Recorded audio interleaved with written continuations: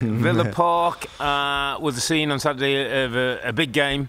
Top of the table, Arsenal taking on a much improved Aston Villa, a great home record, 14 straight home wins in the Premier League. Good game, Rob, lots of issues around it. It's Villa that come away with the 3 points in the end. Unai Emery getting one over his former team. Give me your thoughts on the game and your bigger picture of how things went from Villa's point of view, and then maybe we'll talk about Arsenal. Yeah, really enjoyed the game.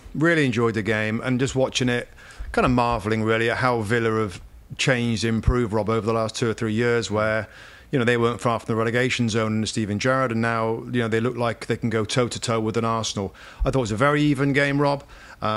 Fascinated really with the high line of Aston Villa and Unai Emery's tactic on that we saw firsthand on day one away at Newcastle, where it got exploited many times over the top, balls over the top. But over the course of the season, Rob, he's grooved it. And I think you're starting to see now the reason, the purpose of it, why he's doing it, how effective it can be. Basically having that really high line where everybody knows there's a risk involved with players running in behind, but the positives are that you can keep teams very compact. Arsenal don't have a lot of space to try and find their combinations. They keep Arsenal away from their own goal, Villa, that is, when they're pushing so high. They've got a goalkeeper that's ready to jump off his line to get balls over the top. And Arsenal, they didn't figure out a way of getting behind that high line. Yeah. And, that's what I like about it, Rob, because it's something different. And that's aside from the way the Villa play with the ball, which is very unusual, very different. We spoke about many times on this podcast, Rob. I thought it was a culmination of really bright tactical coach in Emery and how he set this team up with and without the ball. But I just thought in terms of that high line, when sometimes us, to be fair, and other pundits or viewers and that watch games and thinking, wow, why are they playing such a high line? There is a risk towards it, but the better you get it, you're almost cutting off the attacks at source, not allowing to build. When you can apply the pressure and it's a very small area for the midfield players to have to work. I thought it was a great example of that, Rob, and that for me was the main reason the Villa won the game. Arsenal got a couple of looks, of course, good chances, which is always going to happen with that tactic. But I just thought, Rob, that high line was a great example. That's a clean sheet. That's not only Arsenal, Rob. Of course, the last game they beat Man City 1-0 as well. 2 clean sheets with that really high line that maybe stops these real footballing teams find the space that they desire. Yeah, I think it's well-made points. We did have a little breakdown, and then through time, obviously, the big NBC window we weren't able to do. But we had a little breakdown of the high line being pressed almost to the halfway line. The almost 6 players in those central areas that were dominating possession, with Watkins and Bailey often the two who will break higher up in the pitch to cause the problem. But that box of McGinn, Tielemans, Kamara and Louise actually really broke down Arsenal, made it difficult for Arsenal. I thought second half Arsenal did a bit better. I thought once or twice Kai Havertz made a couple of good runs in from deeper and they got in. But you're right, it's a risk-reward. My sense with the system, my sense with the players is twofold. One, I think they start believing in it, Rob, because they see it works. And 2, results tell you everything. 14 Premier League home games, 14 wins at home, tells you that you'll get a buy-in, mate, to anything if it's producing those kind of things. And I wanted to, I don't know why. Yesterday I was watching a bit of TV, and it was showing you playoff finals, great playoff finals in the Championship to get into the Premier League. And it was going through the years, and there were classic ones that we all remember, the Man Cities and the Charltons and whatever. And then it showed the Villa one, Rob. 2019, 5 years ago, Aston Villa won the playoff final against, it was Derby. It was Frank Lampard's Derby. Dean Smith, wasn't it? Dean Smith with John Terry as an assistant. The winner, the goal scorer that day that won the game was John McGinn, a very young-looking John McGinn. And I remember that Villa team, Rob, and I'm thinking 5 years ago, and then we forget Villa came up, stayed up the first year. Dean Smith did a good job. Second year, didn't quite go as well. He gets sacked. Steven Gerrard comes in. We think, okay, different era, new set of players, ambitions of the football club. That didn't quite work out. Unai Emery comes in, and I was thinking to myself, Rob, I remember during the pandemic when Dean Smith banned the R word, which was the relegation. We're not going to talk about it. No one talks about it. We're going to get on with our business. You know how all that started. And then what made me really chuckle to myself last night was I heard Unai Emery say, or John McGinn actually said, we're not allowed to talk about the T word, the title. And I said, wow, in those 5 years, they've gone from the R word to the T word. That's how good they are, mate. It's incredible, the turnaround this football club. And do you remember, Rob, I think we had some conversations maybe a year or so ago where we've said, this is an ambitious club. This is a club that wants Champions League football. And right now, they are on track with this manager.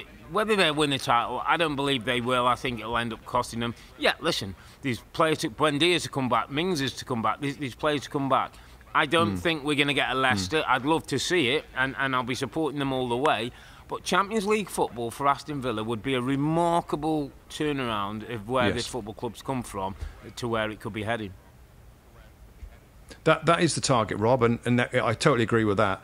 I'll just go back on the title challenge, Rob, and push you a little bit more on why it couldn't be a Leicester. Yeah. You know, we know that everything was perfect for them in terms of injuries and form players, etc., etc. The way that they did it, I'll never forget that. The energy that they used, and they suffocated every team they played against. Now, I'm not saying that Villa are going to go and do it, Rob, but I still think. I think in the conversation, you both say, certainly Phil Neville said they're not going to win the Premier League, and that's obviously a strong take on it. Yeah. But I think, you know, they have a chance of winning the Premier League. They just do. I said. Exactly the same that I said. If you're sitting third in the table, Rob, with the putting amount of points they got, they're in a title race. 2 points off the top. You've just beat Arsenal. You've just beat Man City, and kept clean sheets in both games. You're in a title race right now. Now, I don't know how long it's going to last for, and maybe the tactical side of it. We just talked about the high line. Maybe the teams will get in and they'll drop down. But when you look at the league table now, and the top four are between 33 and 37 points, and Villa are right in that at 35 points, and it's not as though we're like 6, 7, 8 games in. We're 16 games in. We're almost halfway there. They're in a race right now, and I think we have to. Well, I certainly think that why not? I think the fans will believe that they can.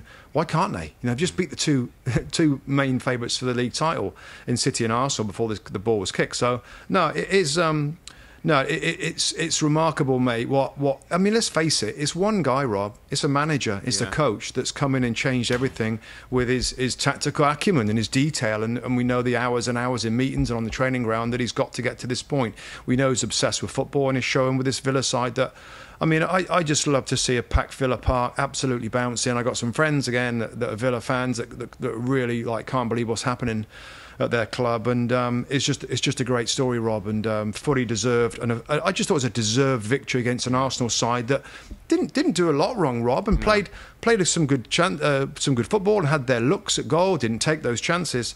I still think, just going back a little bit, Rob, and what you said, I thought you were going to hit it, and you didn't. It probably will be a matter of time before teams start to figure out, this is the thing with the Premier League, Rob, isn't it? You know, a team can do something differently and get an advantage for a period of time. Now, it might be that all right, Villa, okay, we've got to get midfield players making runs in, you know, whatever it is, then it's probably going to be a deeper runner to break the offside trap, because Arsenal got caught many times on the offside. Somebody probably will figure it out, and the teams will start to figure out the high line, possibly. But just swinging it back to Arsenal, Rob. I mean, anything that was out of the ordinary, disappointing. This is a difficult away game. I think you said it. One of the toughest places to go, if not the toughest place right now. Anything disappoints you about Arsenal? A little bit of sharpness around the box. I thought an inform on top of his game. Odegaard puts one of the 2 good chances he's got. They work it well. Havertz gets in. He comes across the box, and the one man you'd want in that situation, I thought, didn't quite deliver for them, mate.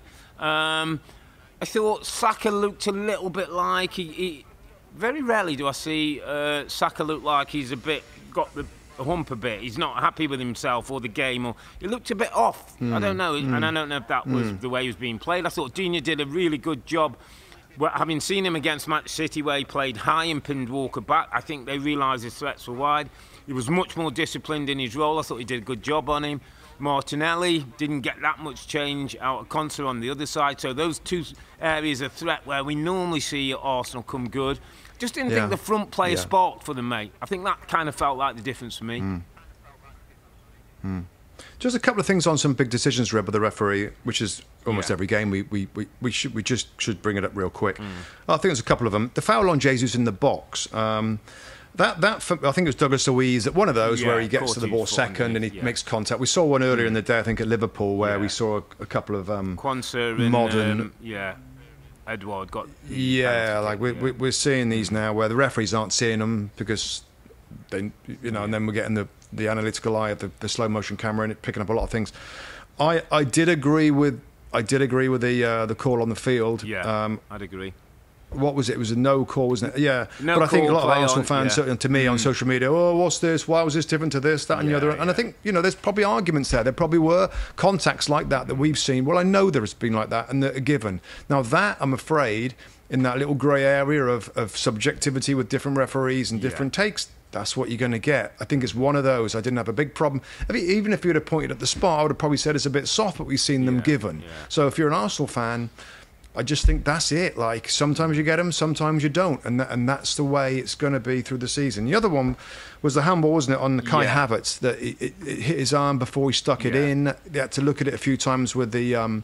anything else on that one, Rob? Did you... I thought it was the right call, but again, like, it looked like it was a foul in there. Whether there's a foul, I think someone's suggesting that Cash handled it first before he got to Havertz on the hand. So, again, I wouldn't say disappointed, because I understand why Arteta, basically said he didn't want to talk about those things, and that wasn't. I didn't feel they were big. There's been times, and I'll go back to Newcastle, big when areas, I thought mistakes were made and Arsenal were denied points. I didn't feel it was that way yesterday.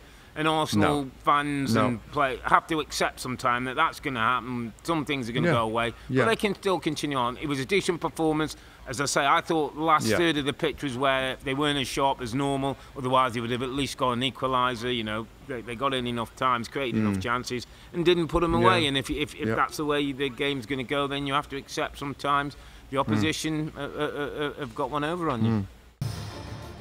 Hi there, I'm Rebecca Lowe, studio host for NBC's coverage of the Premier League. Don't forget to hit subscribe to watch more videos all season long. And for even more Premier League content, from original series to live matches, head over to Peacock. And be sure to tune in for Premier League mornings every weekend on USA Network and on Peacock.